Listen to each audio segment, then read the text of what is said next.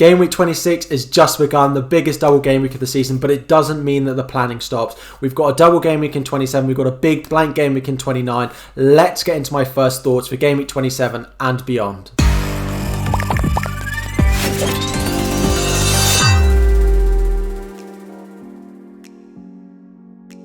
So let's start off at having a quick look back at my Game Week 26 team. So I ended up only making one free transfer and I sold Kufal, who had Manchester City, to Konza. Now, at time of recording, so it's Sunday now, so these games have taken place the first round. So Konza's got a clean sheet against Leeds, as well as having a second game against Sheffield United, and Kufal only scored 2 points against Manchester City. So yeah, transfers that I'm happy that I made, and I didn't decide to make a -4. Now, I did have Mitchell in my team and I could have sold him. Some of the players I was looking at were Luke Thomas of Leicester, who actually only got -1 in the first game, and then Tete of Fulham, who has been a rotation risk, so I didn't decide to go there. He did start and get a clean sheet in game week 26 so far, and Mitchell didn't play. He got dropped again for some unknown reason. I mean, they did keep a clean sheet in the 0-0 against Fulham, but happy with my one free transfer. I didn't make a second one, so yeah, glad that I got Konza in ahead of game week 26. So this meant that my team lined up as it was. The ones with a great background are the ones who would be my bench boost, so I can see quite how effective it will be. So far, we've got 6 from Areola, 7 from Konza, 2 from Bamford, and nothing from Mitchell. So a good return so far of 15 points so far from the 3 of them. So almost there for the minimum return that we need from all of these guys. So yeah, happy with what's on the bench boost so far. Captain Kane got his goal, no bonus points or anything like that, but still a good start. I know a lot of you may have played a triple captain on either Kane or Bruno Fernandes. At time of recording, that Manchester United game is about to kick off, so we'll see what Bruno Fernandes can get in there. Good goal from Diaz so far, but we'll see what the rest of the game week brings. This is how I decided to line up. I did play my bench boost with no hit taken, so just my free transfer used with my game week 26 team into my bench boost. Now, into my game week 27 first thoughts. So these are the potential transfers that I'm looking at making. So some of the potential players that I'm looking at buying are very focused on that game week 29 blank game week. So I won't be playing my free hit.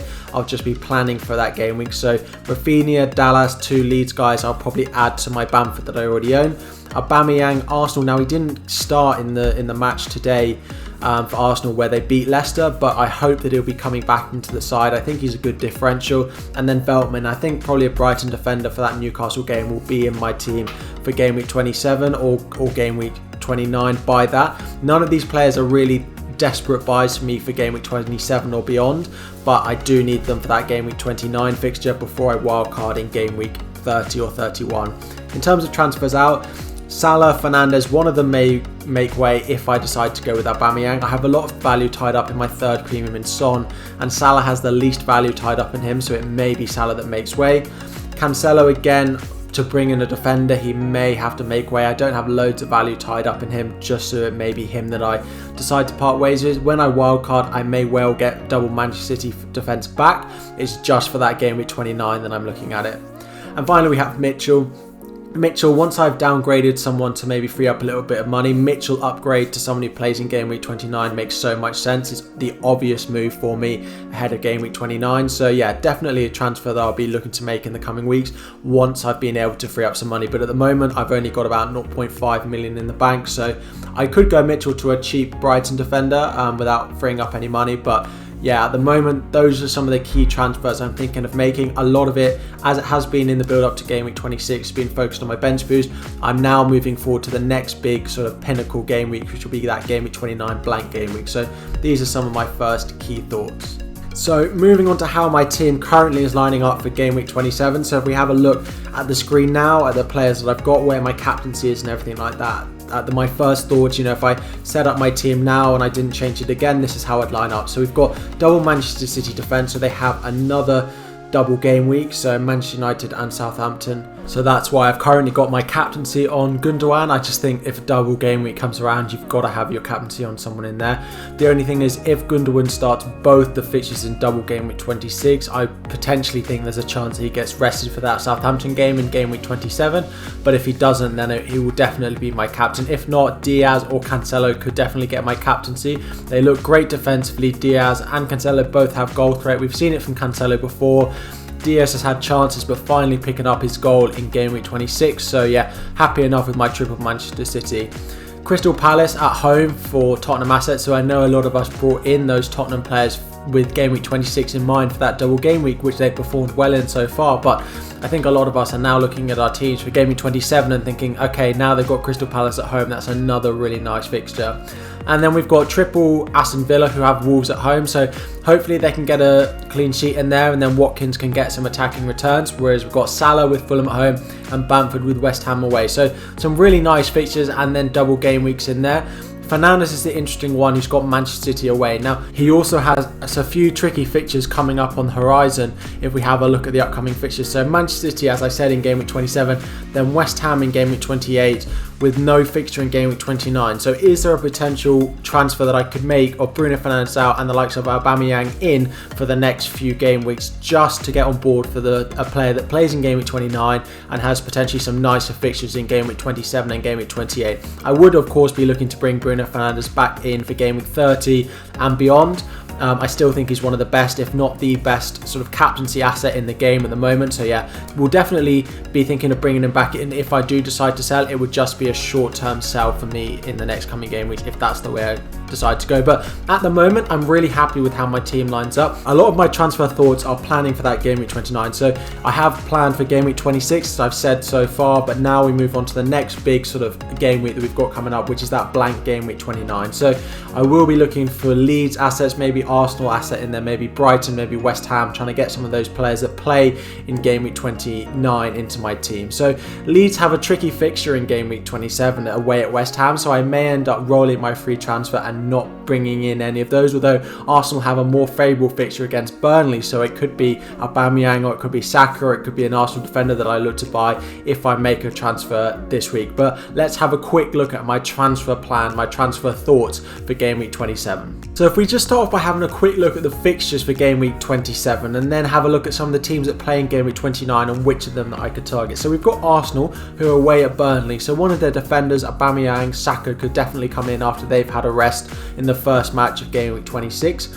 Brighton at home to Leicester, I probably won't be looking at targeting them in this game week. I'll probably have one of their defenders for game week 29, but not at the moment.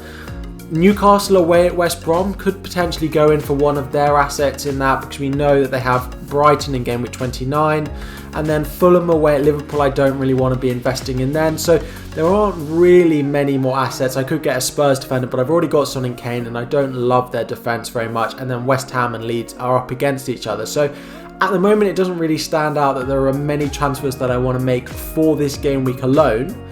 But all of this is planning for game week 29. So let's have a look at what my transfers will be over the next few weeks to plan for that blank game week. So at the moment, I have a goalkeeper, one defender in Konsa, 2 midfielders, and then 3 strikers. So that gives me 7 players out at the moment in this game week. So that's good that I've got that many, but I will definitely want to bump that up to 10 or 11. So we've got 3 transfers to use between now and then. So it's either I get 10 or I use 11 and I use a hit. So I know Mitchell will definitely be leaving, and it will probably be Veltman of Brighton that comes into his place. So let's go and put him in there. This would bump it up by 1 position. But then there's how I get another one in. So there's probably going to be a defensive transfer, Cancelo out, as well as a midfield transfer, so Salah potentially leaving because of that lack of money that I have tied up in him. So Aubameyang could come in, and then that leaves me pretty much any defender that I could want to come in. I could go West Ham, I could go to a Tottenham one, I could go Arsenal, I could go to Kieran Tierney, for example, who looks very attacking, so even if there's no clean sheet, he could come into my team. So this would be 3 free transfers and give me 10 to put out in that game week. So this is what I'm thinking. I like Aubameyang as a differential. When he does play, he's on penalties. He plays up front at the moment when he gets to that starting lineup. So I do like him as a bit of a differential. Against West Ham in game week 29 is a difficult fixture, but I need to start getting players into my team, and he has a nice game in game week 26. Game Week 27. I don't plan on bringing him in this week just because Salah plays against Fulham this week, but he's definitely in my thoughts for Game Week 27 and Game Week 29. So that's all we've got time for this first thoughts Game Week 27 video. There will be streams and videos coming for you guys between now and the deadline, but good luck in Game Week 26. Make sure to like and subscribe if you found this useful. As I said, there'll be plenty more coming. We're halfway through Game Week 26 at the moment, so I hope it's going well. If it's not, there's plenty more games to come, and if it is, then great that you've had a good start to the game week. But those are my first thoughts. If you've got any questions ahead of Game Week 27 or what's happening in Game Week 26 so far, or your chip strategy, drop them in the comments down below and I will make sure to answer them ahead of the Game Week 27 deadline. But that's all we've got time for. Good luck everyone, and I will see you all next time.